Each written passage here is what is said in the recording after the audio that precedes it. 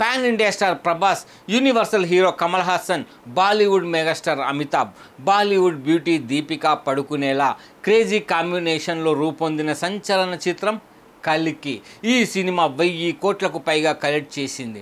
దీంతో కల్కి 2 ఎప్పుడెప్పుడు వస్తుందా అని ఆతృతగా ఎదురు చూస్తున్నారు. అయితే ఈ సినిమాలో నటించిన దీపికా పడుకునే ఈ ప్రాజెక్ట్ నుంచి తప్పుకుందని మేకర్స్ అఫీషియల్గా అనౌన్స్ చేశారు.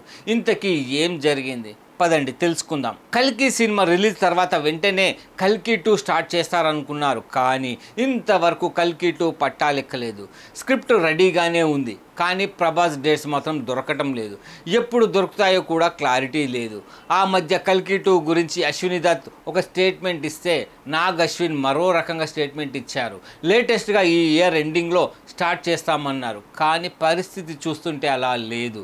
స్పిరిట్ ఎప్పటి నుంచో వెయిటింగ్లో ఉంది. అందుచేత కల్కి 2 ఎప్పుడు సెట్స్ పైకి వస్తుందో క్లారిటీ లేదు.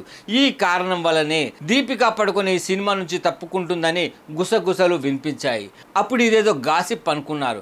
ఇప్పుడు వైజయంతి మూవీస్ అఫీషియల్గా అనౌన్స్ చేయడం పెద్ద షాక్ అని చెప్పొచ్చు.